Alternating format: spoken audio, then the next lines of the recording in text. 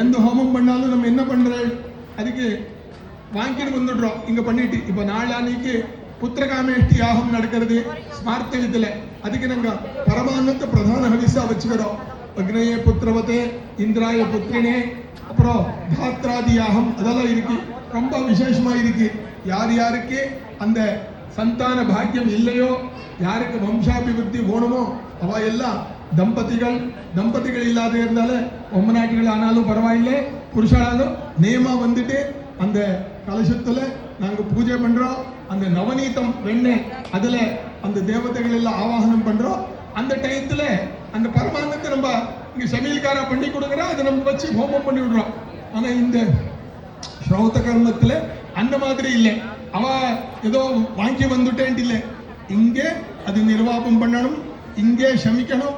அந்த நீரை சூடு வைக்கிறதுக்கும் இங்கே தான் இந்த அக்னியில சூடு வைக்கணும், இங்கே சமிக்கணும். அதுக்காக இந்த சம்ஸ்காரம் ரொம்ப லேட் ஆயிருக்கு.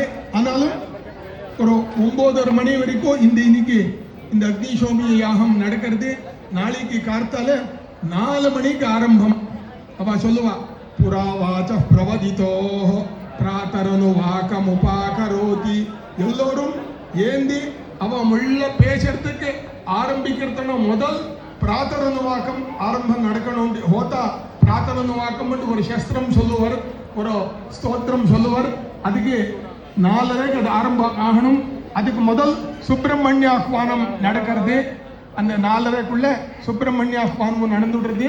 நாளைக்கு 4 மணிக்கு ஆரம்பம் ஆகிட்டாலே ராத்திரி 12 மணி 1 மணி வரைக்கும் நாளைக்கு கண்டினியூஸா சவனம் ஓடிண்டே இருக்கும்.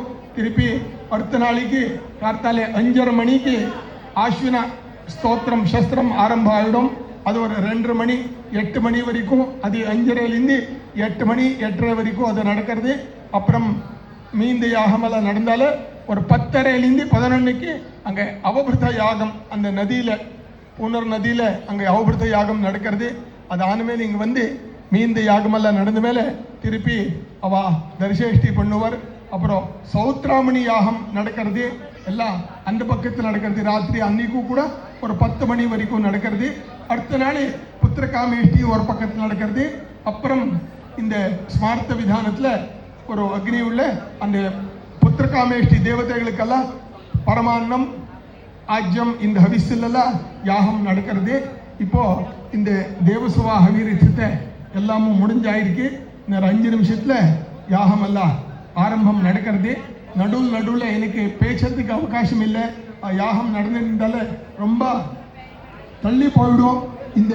இன்னைக்கு இந்த சஞ்சித கர்மம் இது ரொம்ப ஜாஸ்தியா இருந்தது. நீங்க பார்த்து ருத்ர ஹோமம் நடந்தது, வசோத்தார ஹோமம் நடந்தது, அப்புறம் சுப்பிரமணிய சுவாமிக்காக சர்பாಹುತಿ, அப்புறம் மாஹூதி எல்லாம் ஆயிரத்தி எல்லாம் விசேஷமா நடந்திருக்கு.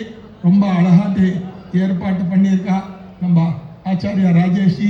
ரொம்ப அழகாட்டு இதெல்லாம் ஏற்பாடு பண்ணியிருக்கா. விவேக் எல்லாவா கூட சேர்ந்துட்டு ஒன்றும் இதில் குறைச்சல் வராது இருக்கிற மாதிரி அழகா எல்லாம் நடந்துட்டு இருக்கு. நீங்களெல்லாம் பக்தியா ஸ்ரத்தையா இது பார்த்துட்டு இருக்கேன். நாங்கள் எல்லாரும் பிரார்த்தனை பண்ணுறோம்.